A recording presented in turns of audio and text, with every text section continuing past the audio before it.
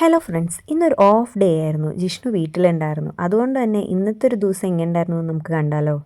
ഇന്ന് രാവിലെ എൻ്റെ ഇപ്പോൾ തോന്നി കുറച്ച് ഹെയർ കെയർ ഒക്കെ ഒന്ന് ചെയ്താലോ. കുറേ ദിവസമൊക്കെ ആയിട്ട് പോക്കൊക്കെ അല്ലായിരുന്നേ, കല്യാണവും തിരക്കൊക്കെ ആയിട്ട്. അപ്പോൾ അതിനായിട്ട് ഞങ്ങൾ നേരെ തന്നെ കുറച്ച് താളിയൊക്കെ പൊട്ടിക്കാനായിട്ട് പോയി. ചെമ്പരത്തിയുടെ ഇലയൊക്കെ പൊട്ടിച്ച് ചെമ്പരത്തിയുടെ പൂവൊക്കെ പൊട്ടിച്ച് താളി ഉണ്ടാക്കാൻ വേണ്ടി അതെല്ലാം പറിച്ചുകൊണ്ട് വന്നു. അതിൻ്റെ ഷോയാണ് കാണുന്നത്. അപ്പോഴാണ് തിരിച്ചെത്തിയപ്പോൾ അച്ഛൻ ദൈവം ഒരു ആത്തച്ചക്ക കൊണ്ടു തന്നത് എനിക്ക്. അതൊക്കെ കൊണ്ടുവന്ന് അകത്ത് വെച്ച് താളി നമ്മളൊരു പാത്രത്തിലാക്കി പിന്നെ നേരെ അമ്മി ഇടാനായിട്ട് പോയി. അമ്മി അങ്ങനെ അധികം ഉപയോഗിക്കാറൊന്നുമില്ല. അപ്പോൾ അതൊക്കെ നന്നായി കിഴി ഒന്ന് എടുത്ത് ഇലയൊക്കെ കിഴി കൊണ്ടുവന്ന ഇലയൊക്കെ നമ്മളൊന്ന് കിഴി നന്നായി എടുത്തു അങ്ങോട്ട് അമ്മിയിലിട്ട് അരയ്ക്കാൻ വേണ്ടിയിട്ടായിരുന്നേ. അപ്പോൾ അതിന് വേണ്ടി അമ്മിക്കോഴയൊക്കെ കിഴി എടുത്തു.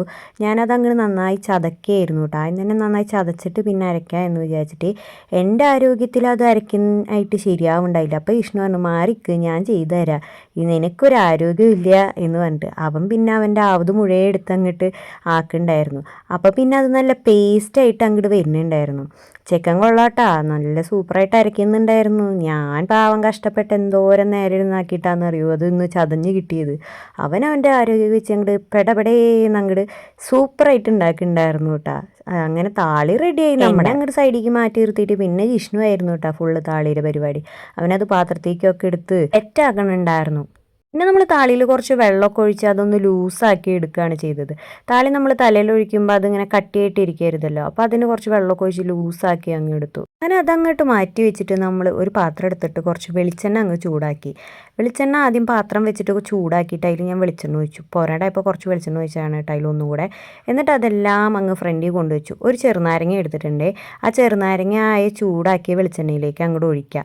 നമ്മൾ ഹോട്ട് ഓയിലൊക്കെ ചെയ്യില്ലേ, പാർലറിലൊക്കെ പോയിട്ട് വെളിച്ചെണ്ണ ചൂടാക്കിയിട്ട് അതിൽ ഈ നാരങ്ങ ഇട്ടിട്ട് ചെയ്യുന്ന പരിപാടിയാണ് കേട്ടോ ഞാനിപ്പോൾ ചെയ്യാൻ പോകുന്നത്. അത് താരനൊക്കെ നല്ലതാണ്. ഞാൻ ഇടയ്ക്ക് താരനൊക്കെ വരുമ്പോൾ ഒക്കെ ചെയ്യാറുള്ളതാണ്.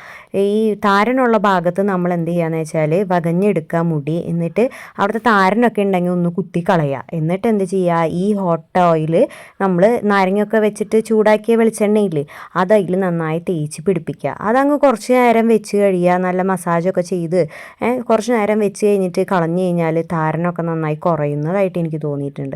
പിന്നെ എനിക്ക് ഇന്ന് ഇഷ്ടമുള്ളതുകൊണ്ട് ഇതൊക്കെ ചെയ്തു തരാൻ ഒരാളൊക്കെ ഉണ്ട് കേട്ടോ. പിന്നെ മസാജ് ചെയ്യാൻ അവൻ നല്ല സൂപ്പറായിട്ട് മസാജ് ചെയ്യുകയൊക്കെ ചെയ്യും കേട്ടോ. അപ്പോൾ എനിക്ക് കുറച്ച് ഇഷ്ടപ്പെട്ട പരിപാടിയാണത്. അപ്പോൾ അതിന് ശേഷം പിന്നെ വിഷ്ണു പറഞ്ഞ എൻ്റെ അടുത്ത്, ഇരുന്ന് മസാജ് ചെയ്ത് സുഖിച്ചത് മതി, ഇനി എനിക്ക് കുറച്ച് മസാജ് ചെയ്തതായോ എന്ന് പറഞ്ഞു. അപ്പോൾ പിന്നെ ഇനി അവന് ചെയ്തു കൊടുക്കാം, നമുക്ക് ചെയ്തു തന്നതല്ലേ, അപ്പം അങ്ങോട്ടും തിരിച്ച് ചെയ്തു കൊടുക്കണ്ടേ. ജിഷ്ണുവിൻ്റെ തലയിലും അതെ, ഞാൻ ആദ്യം ഫുള്ളൊന്ന് ചെക്ക് ചെയ്ത് നോക്കി. കുറച്ച് താരൻ അവിടെ ഇവിടെയൊക്കെ ഉണ്ടായിരുന്നു കേട്ടോ. ഫുള്ള് താരനുണ്ടോയെന്ന് നമ്മൾ ആദ്യം ഒന്ന് നോക്കണം. എന്നിട്ട് താരനുള്ള സൈഡിൽ നന്നായി ആ എണ്ണ തേച്ച് കൊടുക്കണം. ആ ചൂടുള്ള എണ്ണയാവണേ, ചൂട് പോകാൻ പാടില്ല. എന്നിട്ട് പിന്നെ മസാജ് ചെയ്താൽ മതി. അപ്പോൾ പിന്നെ കുഴപ്പമുണ്ടാവില്ല. ഞാൻ ജിഷ്ണുവിന് കഴുത്തിലും ആ ചെവിടിൻ്റെ അവിടെയൊക്കെ ആയിട്ടൊക്കെ ഒന്ന് മസാജ് ചെയ്ത് കൊടുത്തു. അവൻ ഇടയ്ക്ക് കഴുത്ത് വേദനയൊക്കെ വരുന്നതാണ്. ഫോൺ നോക്കിയിട്ടാന്ന് തോന്നുന്നുണ്ട്, പിന്നെ വർക്കിൻ്റെയും ആയിരിക്കും. പിന്നെ നമ്മളിത് ചെയ്യുമ്പോൾ ഈ ഹോട്ട് ഓയിൽ ചെയ്യുമ്പോൾ തലയിൽ മാത്രം ആക്കിയാൽ പോരാ, മീശേമേലൊക്കെ കുറച്ച് താരനൊക്കെ ചിലപ്പോൾ ഉണ്ടാവാൻ സാധ്യതയുണ്ട്, പ്രത്യേകിച്ച് ആണുങ്ങൾക്ക്. അതേപോലെ തന്നെ പെണ്ണുങ്ങൾക്ക് പിരികത്തുമ്മലും, ആണുങ്ങൾക്കും അതെ പിരികത്തുമ്മലൊക്കെ തേക്കുന്നതും ഒക്കെ നല്ലതാണ്. അപ്പോൾ താരനൊക്കെ ഉണ്ടെങ്കിൽ ഒന്ന് പൊയ്ക്കോളും. അവിടെ നിന്ന് നേരെ ഞങ്ങൾ താളി ഒന്ന് സെറ്റാക്കാൻ വന്നു. താളി എന്ന് വെച്ചാൽ നമ്മൾ ആദ്യം ഉണ്ടാക്കി വെച്ചിട്ടുണ്ടല്ലോ, പക്ഷെ അതിൻ്റെ ആ തരിതരിയൊക്കെ നമ്മുടെ തലയിൽ ഡയറക്റ്റ്ലി ആക്കിയാൽ പോവില്ല കഴുകുമ്പോൾ. അപ്പോൾ അതുകൊണ്ട് തന്നെ അതൊന്ന് അരിച്ചെടുത്തു. എന്നിട്ട് പിന്നെ ബാത്റൂമിൽ നമ്മൾ കുളിമുറിൽ പോയിട്ട് കുളിക്കുമ്പോൾ അത്രയ്ക്ക് അങ്ങോട്ട് അവിടെയൊക്കെ കുറച്ച് വൃത്തികേടാവേ വഴുവഴുക്കൊക്കെ വരുമല്ലോ. അപ്പോൾ ഞാൻ എന്ത് ചെയ്തെന്ന് വെച്ചാൽ പുറത്ത് നിന്നിട്ട് അങ്ങോട്ട് തല കഴുകാമെന്ന് വിചാരിച്ചു. അപ്പോൾ നേരെ പൈപ്പിൻ്റെ ചോട്ടിൽ പോയി അവിടെ നിന്ന് ആദ്യം ഒന്ന് തല ഫുള്ളായിട്ടൊന്ന് നനച്ചു. എന്നിട്ട് നമ്മളെ താളി അങ്ങോട്ട് പതപ്പിച്ച് അങ്ങ് കൊടുത്തു. നന്നായി മസാജ് ചെയ്യണം, എല്ലായിടത്തും ഫുൾ എത്തിയ പോലെ ഒരു ഫീല് വരണം നമുക്ക്. നമ്മളത് കഴിയുമ്പോൾ നമുക്ക് തലയ്ക്ക് നല്ലൊരു തണവ് കിട്ടണം, തലയിലൊക്കെ ഒരു കാറ്റ് കിടക്കുന്ന പോലെയൊക്കെ തോന്നും. നല്ലൊരു സുഖമാട്ടോ, നല്ലൊരു ഫീലാണ്, എനിക്കിഷ്ടമാണ്. അവിടെ നിന്ന് അങ്ങനെ നേരെ ബാത്റൂമിൽ പോയി കുളിച്ച് ഒക്കെ റെഡിയായി വന്നു. ജിഷ്ണു വീട്ടിലുണ്ടെങ്കിൽ എനിക്ക് സിന്ദൂർ ഇട്ടുതരാം ജിഷ്ണു ആട്ടാ, അതൊരു പ്രത്യേക ഫീലാണ്. ഇത്രയൊക്കെ ചെയ്തിരുന്ന അങ്ങ് നേരം പോയി, നമുക്ക് ചോറുണ്ണണ്ടേ. ഇപ്പം തന്നെ ഒരു 12 മണിയായി. അപ്പോഴേക്കും ഞങ്ങൾ വേഗം അടുത്ത പരിപാടിയിലേക്ക് നടന്നു, ഫുഡ് അടിക്കണ്ടേ. അപ്പം അതിന് വേണ്ടി കുറച്ച് പരിപ്പ് അങ്ങ് കുക്കറിലിട്ടു. ഞാൻ പരിപ്പ് എപ്പോഴും ഇങ്ങനെ അരിച്ചാണ് ഇടാറ് കേട്ടോ. അപ്പം കല്ലൊക്കെ ഉണ്ടെങ്കിൽ നമുക്കതങ്ങ് താഴെ കിട്ടും, അപ്പോൾ കല്ലൊന്നും കടിക്കേണ്ട വരില്ല കേട്ടോ. അങ്ങനെ കുക്കർ അടച്ചു വെച്ചു. ഇനി കുക്കറിലൊന്ന് വിസിൽ വരുന്നേ വരെ നമുക്ക് വെയിറ്റ് ചെയ്യാം. അതാ കുക്കറിൽ വിസിലും വന്നു. സവോളയൊക്കെ ഒന്ന് അരിയാൻ വേണ്ടി കത്തി നോക്കിയപ്പോൾ കത്തിക്കാണെങ്കിൽ ഒരു മൂർച്ചയില്ല. അപ്പോൾ ജിഷ്ണു പറഞ്ഞു ഞാൻ കത്തി മൂർച്ച കൂട്ടിത്തരാം. പിന്നെ ഇന്നത്തെ പാചകം അവൻ്റെ വകയാണെന്നും പറഞ്ഞു. അപ്പോൾ പിന്നെ ഞാനങ്ങ് സൈഡിലേക്ക് മാറി.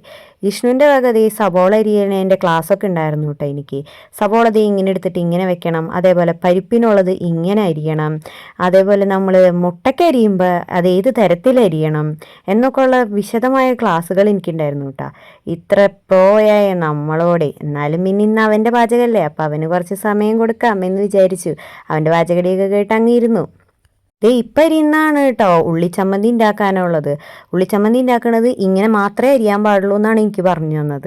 മറ്റേ സൈഡിലുള്ളത് നമുക്ക് മുട്ടപ്പം ഉണ്ടാക്കാനും ആകെ പരിപ്പിലേക്ക് മാത്രം ഉപയോഗിക്കാൻ പാടുള്ളൂ.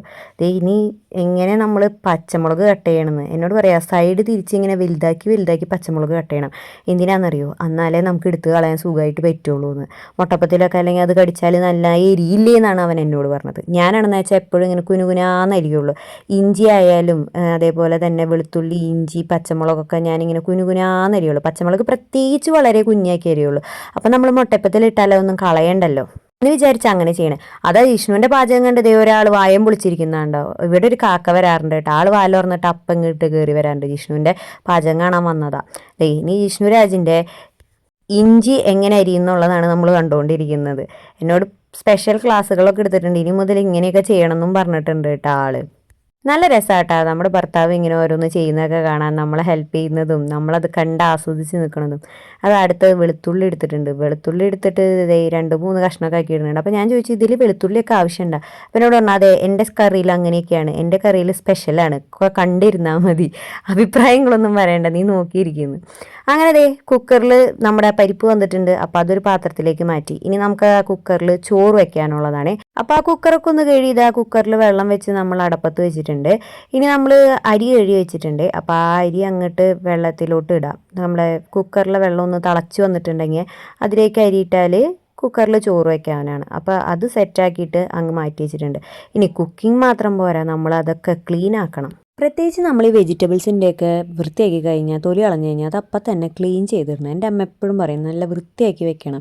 നമ്മൾ ഫുഡ് ഉണ്ടാക്കിയാൽ മാത്രം പോരാ, നമ്മുടെ കിച്ചണും നല്ല ക്ലീൻ ആയിരിക്കണം. ചോറ് നമ്മൾ അപ്പുറത്തെ അടുപ്പത്തോട്ട് മാറ്റി വെച്ചിട്ട് ഈ അടുപ്പിൽ നമ്മളിതാ ചീഞ്ചട്ടി വെച്ച് സ്റ്റൗ ഓൺ ചെയ്തിട്ടുണ്ട്. വെളിച്ചെണ്ണ ഒഴിച്ചിട്ടുണ്ട്. അതിലേക്ക് നമ്മൾ ആദ്യം ഉള്ളിച്ചമ്മന്തി ഉണ്ടാക്കാനായിട്ട് അരിഞ്ഞു വെച്ച ഉള്ളി എടുത്തിടാം. അതാദ്യം കുറച്ചൊന്ന് വഴറ്റണം നന്നായി വഴണ്ടി വരുമ്പോഴാണ് നമുക്ക് അതിലേക്ക് മറ്റ് സാധനങ്ങളൊക്കെ ഇടാൻ പറ്റുള്ളൂ. അപ്പോൾ ആദ്യം നന്നായി അതൊന്ന് വാട്ടുക. അതിനായിട്ട് കുറച്ച് ഉപ്പിട്ട് കൊടുക്കുക. ഉപ്പിട്ടിട്ട് വാട്ടിയാൽ കുറച്ചുകൂടി സ്പീഡപ്പ് ആയിട്ടൊക്കെ കിട്ടുമല്ലോ. നമ്മൾ ഉപ്പിട്ടിട്ട് നന്നായി അങ്ങോട്ട് ഇളക്കുകയാണ് ചെയ്തത്. അതിന് ശേഷം അതൊന്ന് വാടി വന്നപ്പോൾ നമ്മൾ എന്ത് ചെയ്തു, ചതച്ച മുളക് ഇട്ടു. കുത്തുമുളക്, ചതച്ച മുളക് എന്നൊക്കെ പറയാം കേട്ടോ. അതിട്ട് കൊടുത്ത് നന്നായി ഒന്ന് ഇളക്കുക. അതിന് ശേഷം അതൊന്ന് വാടി കഴിയുമ്പോൾ നമുക്കത് വേറെ പാത്രത്തിലേക്ക് മാറ്റി വയ്ക്കാം. ഇനി അതിന് കുറച്ച് പണികളൊക്കെ ഉണ്ട് ഉള്ളിച്ചമ്മന്തി കിട്ടാനായിട്ട്. അത് നമുക്ക് ലാസ്റ്റ് ചെയ്യാം. ഇനി നമുക്ക് അതേ ചട്ടിയിലേക്ക് കുറച്ച് വെളിച്ചെണ്ണ ഒഴിച്ചിട്ട് മുളക് പൊടിയും മല്ലിപ്പൊടിയും മഞ്ഞൾപ്പൊടിയും ഒക്കെ ഇട്ട് ആദ്യം അതൊന്ന് മൂപ്പിച്ചെടുക്കുകയാണ് ചെയ്യുന്നത് കേട്ടോ. ഇത് ജിഷ്ണുവിൻ്റെ സ്പെഷ്യലാണ്. ഞാനൊക്കെ പിന്നീടാട്ടോ മുളക് പൊടിയും മല്ലിപ്പൊടിയൊക്കെ ഇടാറ്, മഞ്ഞൾപ്പൊടിയൊക്കെ. ജിഷ്ണു പറഞ്ഞത് ആദ്യം വെളിച്ചെണ്ണയിലിട്ട് ഇതൊക്കെ ഒന്ന് മൂപ്പിക്കണം എന്നാണ് പറഞ്ഞത്. അപ്പോൾ അവൻ്റെ സ്പെഷ്യലാണ് ഇത് ഇന്നത്തേലോ. അപ്പോൾ അതുകൊണ്ട് അത് ആദ്യം ഒന്ന് മൂപ്പിച്ച് പിന്നെ നമ്മൾ അരിഞ്ഞു വെച്ച ഇഞ്ചിയും അതേപോലെ തന്നെ വെളുത്തുള്ളിയും കുറച്ച് പച്ചമുളകും ഒക്കെ അങ്ങോട്ട് ഇട്ടിട്ട് പിന്നെ അതങ്ങോട്ടൊന്ന് മിക്സാക്കി എടുക്കുകയാണ് ചെയ്തത്. നല്ലപോലെ മിക്സാക്കി എടുക്കുക. കരിഞ്ഞു പോകാണ്ട് നോക്കണം. കാരണം എന്താണെന്ന് വെച്ചാൽ നമ്മൾ ആദ്യം തന്നെ മസാലകൾ ഇട്ടിട്ടുണ്ടല്ലോ, അതുകൊണ്ട് തന്നെ. പിന്നെ നമ്മൾ അതിലേക്ക് സബോള എടുത്തിടുന്നു. സബോള അതേപോലെ നന്നായി അങ്ങോട്ട് വഴഞ്ഞ് വരണം. നമുക്ക് പരിപ്പ് കറിയിലേക്കാണല്ലോ. അപ്പോൾ സബോള നന്നായി വഴഞ്ഞ് വരുന്ന വരെ നന്നായി അങ്ങോട്ട് ഇളക്കുക. ഉപ്പിട്ട് കൊടുക്കുക. ഉപ്പിട്ടിട്ട് ഇളക്കാണ്. നമ്മൾ ആദ്യം ഉപ്പൊന്നും ഇട്ടിട്ടില്ലല്ലോ പരിപ്പ് വേവിച്ചതിൽ. അപ്പോൾ അതിന് ശേഷം അതിലേക്ക് പരിപ്പ് ഒഴിച്ച് കൊടുക്കുക. വേവിച്ച് വെച്ച പരിപ്പ് ഒഴിച്ച് കൊടുക്കുക. നന്നായി ഒന്ന് ഇളക്കുക. ഇനി അതിൽ വെള്ളം വല്ലതും കുറവുണ്ടെന്ന് തോന്നുകയാണെന്ന് വെച്ചാൽ നമ്മൾ കുറച്ച് വെള്ളം ഒഴിച്ച് കൊടുക്കുക. കാരണം പരിപ്പ് കറിയല്ലേ, കുറച്ച് കട്ടിയായിട്ട് വരാൻ സാധ്യതയുണ്ട്. അപ്പോൾ അതുകൊണ്ട് ഞങ്ങളുടെ ഇതിൽ കുറച്ച് വെള്ളം കുറവുണ്ടായി. അപ്പോൾ അതുകൊണ്ട് ഞങ്ങൾ കുറച്ച് വെള്ളം ഒഴിച്ച് കൊടുത്തു. വെള്ളം ഒഴിച്ച് കൊടുത്തിട്ട് പിന്നെ അതൊന്ന് നമ്മൾ ഇളക്കുക, യോജിപ്പിക്കുക, ഉപ്പൊക്കെ നോക്കുക. അതിന് ശേഷം നമ്മളതൊന്ന് അടച്ച് വെച്ച് വേവിക്കുന്നത് നന്നായിരിക്കും. അടച്ച് വെച്ച് നന്നായി തള വരുമ്പോൾ നോക്കുക, ഇടയ്ക്കൊന്ന് നോക്കുക. വെള്ളം വറ്റി പോകാൻ പാടില്ല. നന്നായി തിളച്ച എണ്ണ തെളിഞ്ഞ് വരുന്ന പോലത്തെ പരുവത്തിലെത്തുക. ഒരുപാട് കുറുകി പോകരുത് കേട്ടോ. അതിന് മുന്നായിട്ട് എടുക്കുക, ഒരു പാത്രത്തിലേക്ക് മാറ്റി വയ്ക്കുകയാണ് ഞങ്ങളത് ചെയ്തത് കേട്ടോ.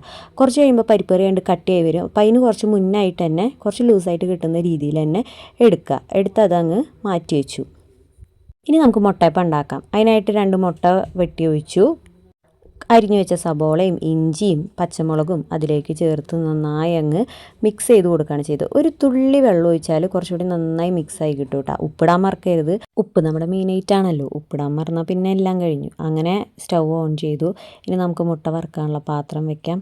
എന്നിട്ട് അതിലേക്ക് വെളിച്ചെണ്ണ ഒഴിക്കാം. വെളിച്ചെണ്ണ നന്നായി ഒന്ന് ചൂടായി വരിക. അതെല്ലായിടത്തും ഒന്ന് ചുറ്റിച്ച് കൊടുക്കാം. മുട്ടപ്പം നമ്മൾ നന്നായി അങ്ങ് വലിയ രീതിക്കുള്ള മുട്ടപ്പം ഉണ്ടാക്കുന്നത്. അപ്പോൾ ആ പാൻ ഫുള്ളായിട്ട് കിട്ടുന്ന പോലെയുള്ള രീതിയിൽ വെളിച്ചെണ്ണ ഒഴിച്ച് കൊടുക്കുക. നന്നായി ഒന്ന് ഇളക്കിയൊക്കെ ഒന്ന് കൊടുക്കുക. ഇളക്കാന്ന് പറഞ്ഞാൽ ആ സൈഡിലേക്കൊക്കെ ഒന്ന് ആക്കി കൊടുക്കുക. എന്നിട്ട് നന്നായി ഒരു സൈഡായി വരുമ്പോൾ അത് നമ്മൾ മറിച്ചിട്ട് കൊടുക്കുക. നല്ല രസമായിട്ട് വന്നിട്ടുണ്ടായിരുന്നു. ഫ്ലിപ്പ് ചെയ്തത് നല്ല കറക്റ്റായിട്ട് വന്നു കേട്ടോ. മറിച്ചിട്ടതും കറക്റ്റായി വന്നേ. അപ്പോൾ രണ്ട് സൈഡും ആയി. ഇനി നമുക്കത് ഭാഗിക്കാം. ഇനി ഇവിടെ ഞങ്ങൾ 2 പേരാണല്ലോ. അപ്പോൾ അതുകൊണ്ട് തന്നെ വെന്ത ഉടനെ തന്നെ നമ്മളത് രണ്ടാക്കി ഭാഗിച്ച് അങ്ങ് മാറ്റി വെച്ചു. ഇനി നമ്മൾ ആദ്യം ഉണ്ടാക്കി വെച്ച ഉള്ളി ചമ്മന്തിയിലേക്ക് കുറച്ച് പുളി ഇടുകയാണ് ചെയ്തത്. പുളിയിട്ട് നമ്മൾ നന്നായി കൈ കൊണ്ട് അങ്ങ് തിരുമ്മിയെടുക്കണം. ആ കൈ കൊണ്ടുള്ള തിരുമ്മലിലാണ് അതിൻ്റെ ടേസ്റ്റ് തന്നെ ഇരിക്കുന്നത്. ഇനി നമുക്ക് ചോറ് ഊറ്റിയെടുക്കാം. ഇപ്പം എല്ലാം റെഡി ആയിട്ടുണ്ട്. ഇനി നമുക്ക് ഫുഡ് കഴിക്കാം. അതിനെ എല്ലാം പ്ലേറ്റിലോട്ട് അങ്ങോട്ട് മാറ്റി നമ്മുടെ പരിപ്പ് കറിയും മുട്ടയപ്പവും അതേപോലെ തന്നെ ഉള്ളിച്ചമ്മന്തിയും ഞങ്ങൾ 2 പേരും കൂടി വർത്താനൊക്കെ പറഞ്ഞ് ആ ചൂട് കറിയും ചൂട് ചോറും ഒക്കെ കൂടെ അങ്ങ് അടിച്ചു. സൂപ്പർ ടേസ്റ്റ് ആയിരുന്നു കേട്ടോ. എനിക്ക് ചൂട്ടോടുകൂടി ഫുഡ് കഴിക്കാൻ ഒരു പ്രത്യേക ഇഷ്ടമാണ്. അപ്പോൾ എന്നാൽ കുറച്ചും കൂടെ ഫുഡ് കഴിക്കാനായിട്ട് അങ്ങ് തോന്നും.